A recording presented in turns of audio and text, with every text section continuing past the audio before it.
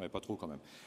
Mes chers camarades, je vous apporte le salut fraternel des syndicats Bigard, Charal, Socopa, du syndicat Elivia, du syndicat Coperle Arc Atlantique et de l'ensemble des camarades de la filière viande.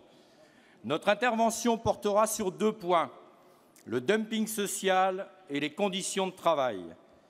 Sur le dumping social, dès février 2011, au Congrès confédéral de Montpellier, nous avions interpellé tous les syndicats avec une adresse spécifique à Jean-Claude afin de le sensibiliser aux problèmes que pose le dumping social dans l'industrie des viandes en Europe et de surcroît en France. Nous avions aussi interpellé les pouvoirs publics par le biais de la FGTA en dénonçant le recours dans certains pays de l'Union européenne à des travailleurs vulnérables via des sociétés boîtes aux lettres. Cette situation, depuis cette date, a amené à des restructurations et des plans sociaux. Beaucoup de nos camarades sont aujourd'hui sur les listes Pôle emploi. GAD, un peu plus de 1000 emplois supprimés en 1 an. Merci la CFDT. Madrange, environ 140 emplois supprimés. Et bien d'autres structures qui subissent cette situation, dont AIM, qui, sans repreneur, laissera environ 600 salariés sur le carreau. Nous ne parlerons pas des entreprises qui survivent grâce aux aides des collectivités locales, mais pour combien de temps? De plus, nous voyons des entreprises françaises être rachetées par des sociétés étrangères. C'est ce qui se passe chez Elivia, numéro 2 de la viande en France. En effet, mes chers camarades, Elivia, filiale viande du groupe Terena, comptant 2700 salariés, est dans la tourmente. Perte de 50 millions d'euros en 3 ans. Au vu de ces résultats, Terena fait rentrer au capital social d'Elivia, avec un risque important d'absorption d'ici 3 ans, un groupe irlandais, Dunmeat, ayant des sièges sociaux en Irlande et au Luxembourg. Nous pouvons avoir des inquiétudes sur le devenir de ces salariés. Nous avions demandé que les règles communautaires en matière de travail intérimaire et de détachement soient respectées et qu'un salaire minimum applicable à tous les travailleurs soit mis en place dans tous les pays de l'Union européenne et surtout en Allemagne. Un même salaire pour un même travail en un même lieu, c'est la seule solution pour sortir de cette impasse.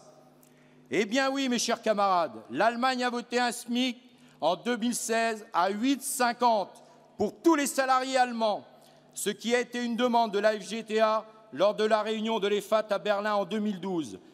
Nous voulons tirer une nouvelle fois le signal d'alarme en dénonçant le recours dans certains pays de l'Union européenne à des travailleurs vulnérables via des sociétés boîtes aux lettres.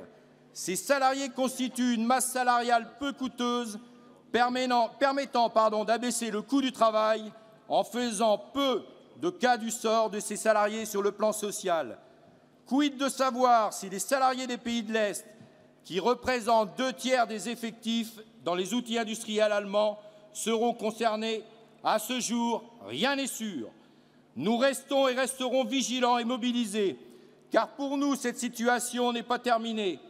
Nous risquons de voir beaucoup de nos camarades perdre leur emploi. Sur les conditions de travail, pour une société de transformation française qui abattrait en moyenne 30 000 porcs par semaine, à raison d'un différentiel de 5 € par porc, cela représente pour cette entreprise une perte de 150 000 € hebdomadaires par rapport à une entreprise allemande de même taille. Donc pour compenser cette différence, les entreprises augmentent les cadences, font du chantage à l'augmentation du temps de travail et bien sûr augmentent la casse salariale avec une augmentation flagrante des TMS. Il est regrettable que nos politiques se soient rendus compte qu'il y avait de la pénibilité dans nos métiers au moment de la dernière réforme des retraites, obligeant les salariés à travailler plus longtemps. Le compte pénibilité peut apporter un plus à certains salariés, mais sa mise en place peut être une usine à gaz devant le peu d'implication du patronat. Rassurez-vous, mes chers camarades, la pénibilité existe bien et les salariés souffrent depuis bien longtemps. À l'heure actuelle, les entreprises de l'agroalimentaire sont plus axés sur le bien-être animal que sur le bien-être des salariés, qui voient souvent leur carrière se terminer par des licenciements pour inaptitude, incapacité permanente au travail ou encore une invalidité. Ces salariés font partie d'une génération Kleenex. Ils sont utilisés, puis jetés une fois cassés, après avoir donné toute leur énergie dans l'entreprise où ils travaillaient. La cerise sur le gâteau, mes chers camarades, est que depuis plusieurs années, le patronat minore les augmentations salariales, voire les gèle. En conclusion, mes chers camarades, pris entre ces deux feux du capitalisme, déréglementation et exploitation, comment peut-on accepter cette situation sans rien faire? C'est à nous seuls de nous soulever pour soulever nos emplois, car les politiques de tous bords que nous avons sollicités n'ont pas voulu s'impliquer et s'opposer à cette grande Allemagne de Bolkestein, mise en avant pour sa réussite économique, mais fondée uniquement sur la misère des travailleurs. Nous ne baisserons pas les bras, continuons à lutter pour la classe ouvrière. Vive la CGT Force ouvrière, libre et indépendante!